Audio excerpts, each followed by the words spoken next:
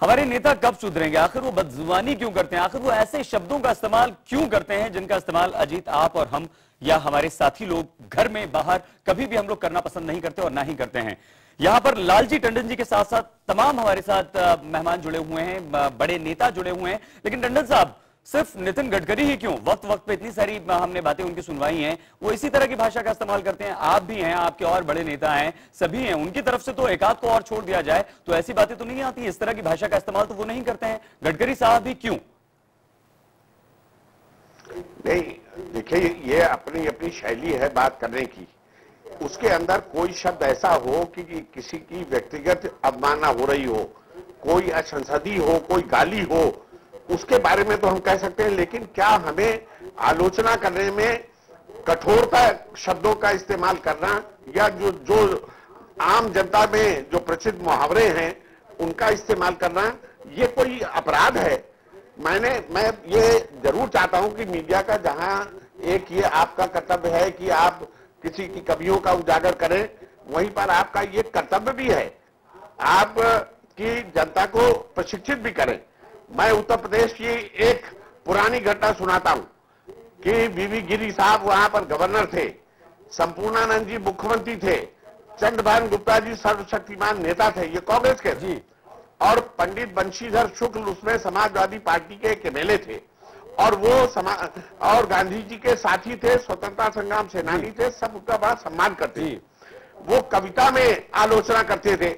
तो एक बार मैं दर्शक दीर्घा में बैठा हुआ उनको सुनने जाता था, तो वो कह रहे थे कि मैं इस सरकार की आलोचना क्या करूं, क्योंकि ये तो सुअरों की सरकार है। ये उनके शब्द है, मेरे नहीं है। उन्होंने कहा, कोई नाम से सुअर, कोई चाम से सुअर, कोई काम से सुअर। अब वो तीन लोगों को टारगेट करके, क्योंकि तो उनकी आत्मा, इसका मतलब एक तो टंडन साहब आप वर्तमान की बात कर रहे हैं, आप भूतकाल की बात कर रहे हैं, क्योंकि वर्तमान में खतरे हैं, मामला आपकी पार्टी के अध्यक्ष से जुड़ा हुआ है। लेकिन क्या उनकी आत्मा गडकरी जी में प्रवेश कर गई कि वो सुअर की बात कर रहे थे, इसलिए गडकरी जी कुत्ते की बात करें और उसको जस्टिफाई किया जा सकता है? लेकिन चूंकि आप जस्टिफाई कर रहे हैं, इसलिए एक बार फिर से वापस जाएंगे शायद सिद्दीकी साहब। सुना आपने, हैरत हो रही है। लालजी टंडन वरिष्ठ नेता है और मुझे नहीं लगता लालजी टंडन कभी इस तरह की जुबान का इस्तेमाल करते पाए गए होंगे। कम से कम पब्लिक पोस्चर उनका यही रहा है। और वो लालजी टंडन आज अगर जस्टिफाई कर रहे हैं, मजबूरी कुछ समझ में आती है, लेकिन नेताओं को जिस ढंग से इस तरह की जुबान का इस्तेमाल करते हुए लोकसभा चुनाव के समय में देखा गया, अभी उत्तर प्रदेश में चुनाव होना है, ये तो शुरुआत है। आगे क्या क्या होने वाला है?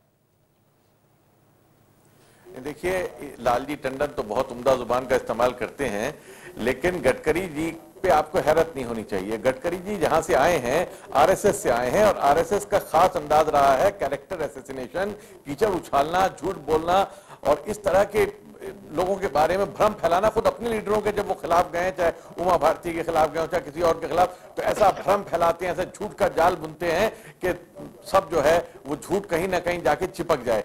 तो ये जहां से निकल कर आए हैं वो लोकतांत्रिक परंपरा से नहीं आए। लोकतांत्रिक परंपरा में आलोचना होती है, बहुत सख्त शब्दों में होती है, लेकिन कभी जाती हमला नहीं होता। किसी को कुत्ता, सुअर जो ये कह रहे हैं, मैं नहीं समझता कि ये भारतीय लोकतंत्र की भाषा है, ये भारतीय परंपरा की भाषा है, ये भारतीय ये कहते हैं आम मुहावरों की नहीं है। हमारे यहाँ बड़े खूबसूरत मुहावरे इस तरह से हमला कर जाते हैं कि आदमी को बुरा भी नहीं लगता। गाली खाकर बदमजा ना हुआ, कितने शीरी हैं तेरे लब के रकीब, गालियां खा के भी बेमजा ना हुआ। हमारे यहाँ तो ये अंदाज होता है। जी, प्रमोद तिवारी जी, आपने सुना, शायद सिद्दीकी भी बोल रहे हैं। हम सबसे अहम सवाल ये है जो बार बार हम उठा रहे हैं, पिछले लोकसभा चुनाव में हमने कई चीजें देखी। हमने वरुण गांधी का हेट स्पीच भी देखा, हमने बीजेपी के कुछ नेताओं के भाषण भी सुने, हमने लालू यादव का वो बयान भी सुना जब उन्होंने कहा मैं गृह मंत्री होता वरुण गांधी पर रोलर चढ़वा देता। ऐसी तमाम बातें, तमाम ऐसे आरोप, तमाम ऐसे बिलो द बेल्ट बातें नेताओं द्वारा कही गई। अब सवाल है विधानसभा चुनाव का, उत्तर प्रदेश में चुनाव होना है, बीजेपी के राष्ट्रीय अध्यक्ष एक बीजेपी नेताओं की मौजूदगी में इस तरह की भाषा का इस्तेमाल करते हैं। हम क्या देखने वाले हैं आगे आने वाले दिनों में? मैं बहुत स्पष्ट कर दूं, पहले टंडन जी का रिकॉर्ड दुरुस्त कर दूं। जो भाषण कह रहे हैं विधानसभा में दिया गया है उसे असंसदीय पाया गया था और उसे कार्रवाई से निकाल दिया गया था, यानी कि वो असंसदीय घोषित हो चुका है। और उसके बाद मैं सिर्फ एक उदाहरण देना चाहता हूं। मेरे मन में बहुत आदर अटल बिहारी वाजपेयी जी के लिए है, आदरणीय उपाध्याय जी के लिए है। हमें बता दें टंडन जी, कब आदरणीय उपाध्याय जी ने या अटल बिहारी वाजपेयी जी ने किसी को कुत्ते जैसा कहा है या सुअर जैसा कहा है?